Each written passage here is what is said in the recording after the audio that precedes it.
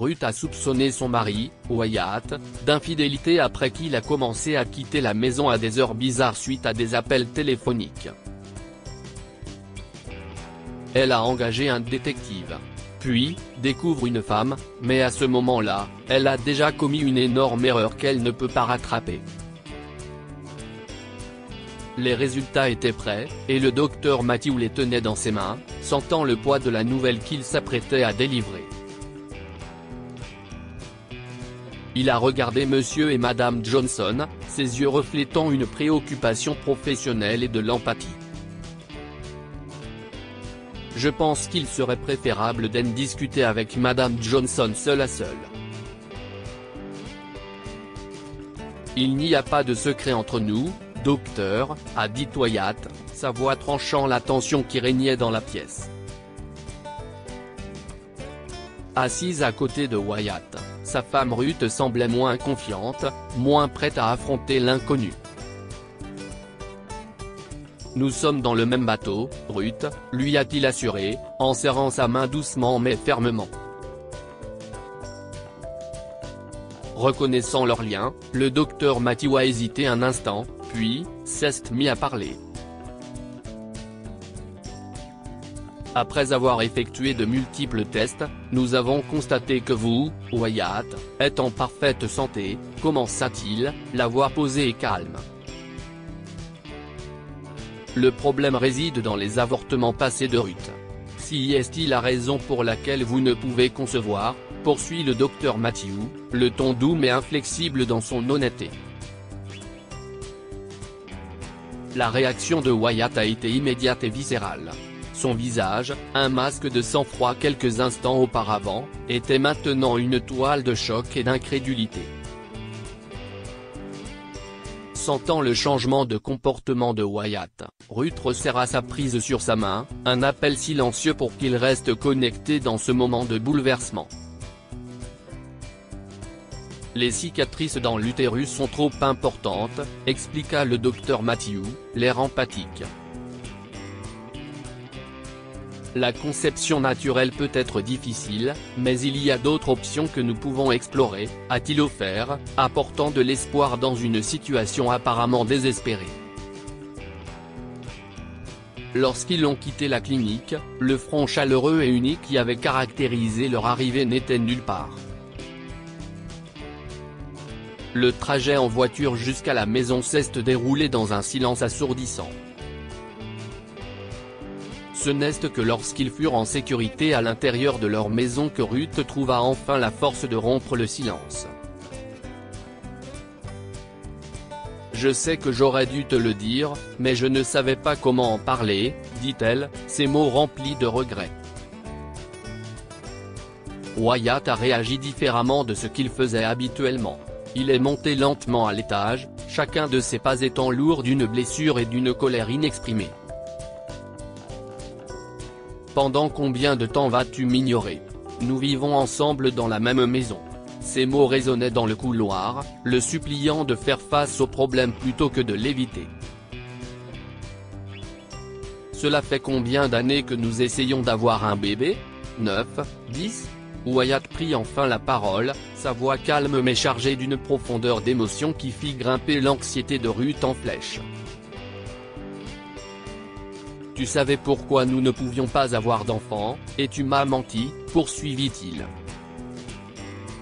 « Je ne t'aille pas menti, je ne t'aille juste pas dit. » balbutia Ruth, avant d'être interrompue par la présence écrasante de Wyatt. Pendant des années, tu as agi de façon désespérée et triste, et pourtant tu as continué à nous empêcher de faire le test, a accusé Wyatt, ses mots étant vifs et tranchants. Au fond de toi, tu savais que c'était toi le problème, s'exclame-t-il en élevant la voix pour la première fois. Si est-ce moi le problème? Tu ne voulais même pas d'enfant au départ. Si est-ce moi qui t'aille convaincu? Ruth rétorque, sa voix s'élevant avec un mélange de culpabilité et de défi. La frustration de Wyatt est à son comble. Tu m'as menti pendant des années, Ruth. Et il est clair que tu n'éprouves aucun remords. Je me demande combien d'autres mensonges tu as racontés, poursuit Wyatt. Ruth a riposté, poussée par l'agacement et ne cherchant plus à se justifier. Tout le monde a des secrets, Wyatt, y compris toi. Ne t'avise pas de penser que je ne suis pas au courant d'eux. Commença-t-elle, mais ses mots s'interrompirent, laissant place à un silence inconfortable. Savoir quoi ? Demande Wyatt, l'air confus. Malgré son attente d'une réponse, Wyatt n'en reçut aucune. Secouant la tête de frustration, il se retourna et monta les escaliers. Je dors dans la chambre d'Amis ce soir, a-t-il déclaré. Ruth se tenait près des escaliers, sa colère bouillonnait. Il sait exactement de quoi je parle, marmonna-t-elle pour elle-même, son esprit se remémorant les nombreuses fois où elle l'avait vu quitter précipitamment la maison dès que son téléphone sonnait. C'était le week-end et aucun des deux n'avait d'obligation professionnelle. La tension dans la maison est devenue insupportable. Incapable de la supporter plus longtemps, Ruth s'est approchée de Wyatt, assis devant la télévision, absorbée par les nouvelles. Wyatt, il faut qu'on parle, dit-elle doucement. Mais avant qu'elle ne puisse continuer, la sonnerie du téléphone de Wyatt les a interrompus. Ruth a regardé, s'attendant à ce que Wyatt sorte son téléphone et vérifie l'identité de l'appelant, mais il ne l'a pas fait. Au lieu de cela, il s'est levé avec un esprit de décision soudain qui l'a prise au dépourvu. Je sors un moment. Tu peux m'envoyer un texto si tu veux quelque chose, a-t-il dit avec désinvolture, son ton masquant la tension qui venait d'envahir la pièce. Laissée seule, Ruth a senti une montée de colère bouillir en elle. Sans perdre de temps, elle saisit les clés de sa voiture et décida de suivre son mari. Elle conduisit prudemment, gardant une bonne distance derrière la voiture de Wyatt, soucieuse de ne pas attirer son attention et pourtant désespérée de découvrir la vérité. Ruth observa de loin la voiture de Wyatt s'arrêter sur le parking d'un petit café. C'était un endroit qu'elle reconnaissait, pas très loin de leur maison. Elle a soigneusement garé sa voiture à l'abri des regards, à une certaine distance du café, s'assurant ainsi que Wyatt ne remarquerait pas sa présence. Ruth est d'abord restée calme en voyant Wyatt s'asseoir tout seul, mais son calme a été de courte durée. Son cœur a sauté un battement lorsqu'une jeune femme s'est approchée de lui avec un sourire éclatant. Il est fort probable qu'il s'agisse d'une simple amie, tenta de se rassurer Ruth. Elle a ensuite regardé son mari se lever et embrasser la femme. Ce n'était pas une étreinte rapide et amicale. Elle a duré plus longtemps que ce que Ruth trouvait confortable. Ruth a fulminé en voyant son mari caresser doucement les mains de la femme, les tenant bien trop intimement. Mais avant qu'elle ne puisse les confronter, un grand bruit l'interrompit par derrière. Qui s'est garé ici ? Vous ne pouvez pas vous garer ici. Reculant précipitamment, elle monte rapidement dans sa voiture et s'en va, l'esprit en proie à un tourbillon d'émotions. Ce soir-là, Ruth n'a pas donné signe de vie à Wyatt. Même le lendemain, lorsqu'il a essayé d'engager la conversation, elle l'a complètement ignoré.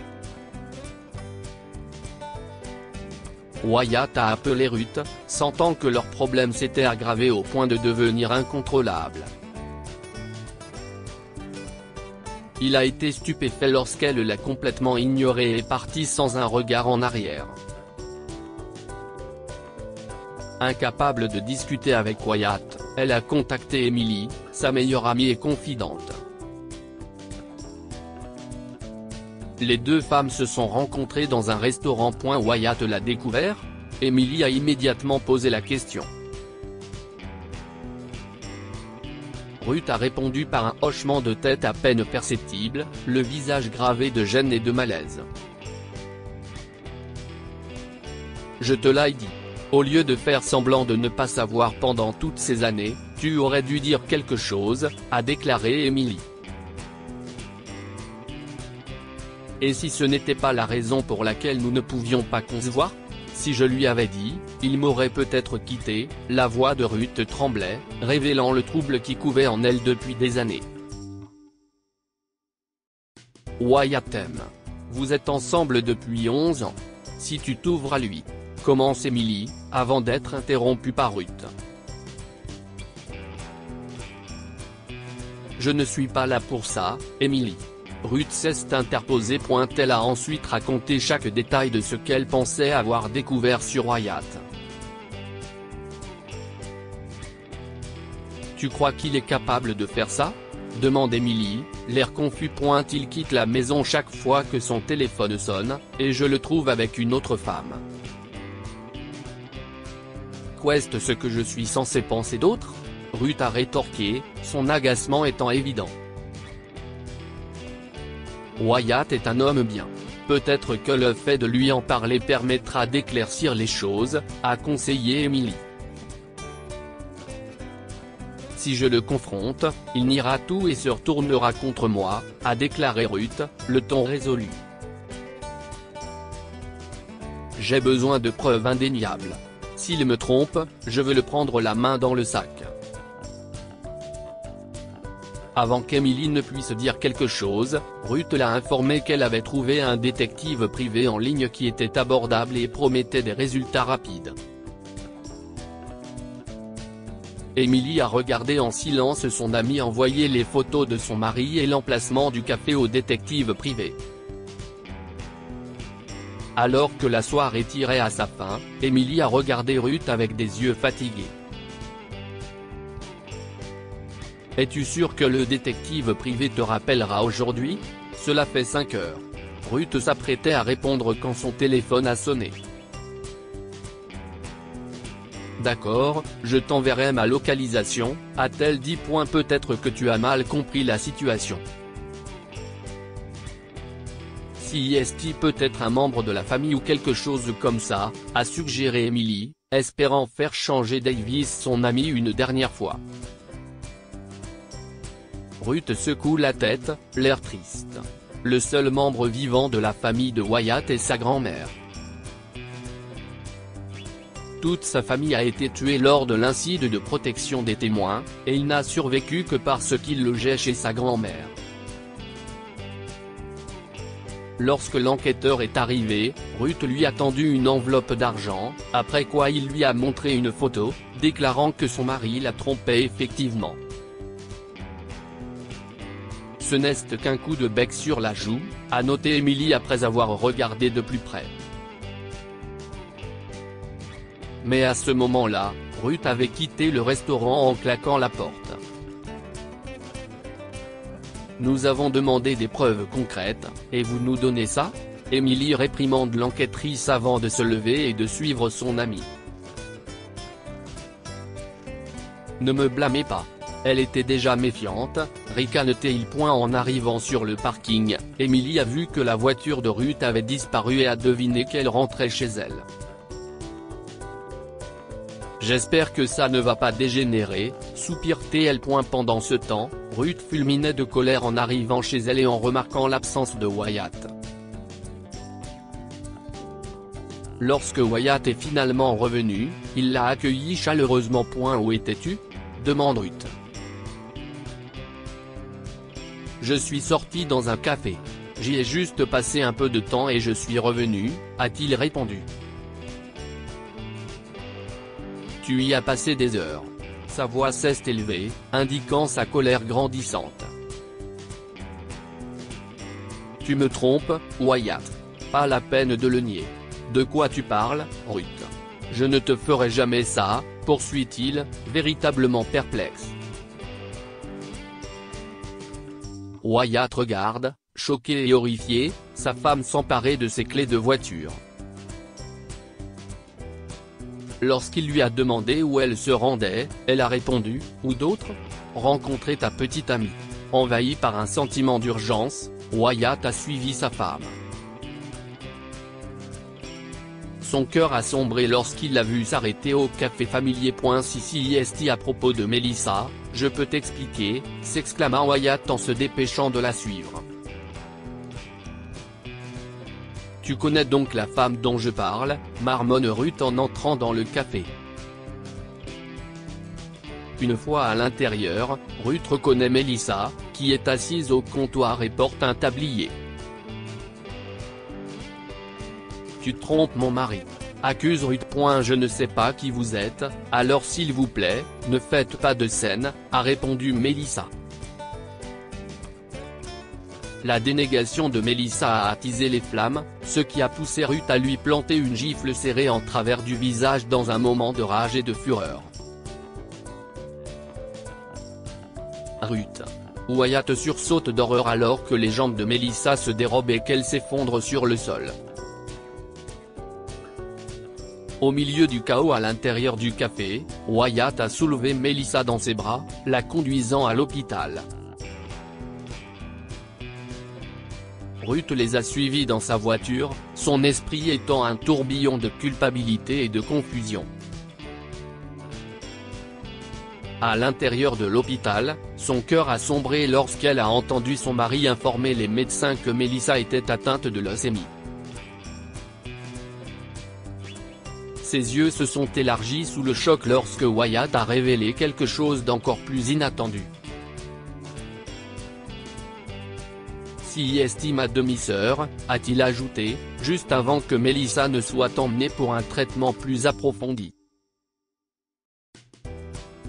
Ruth s'est approchée de Wyatt, la voix tremblante de regret. « Je suis désolée.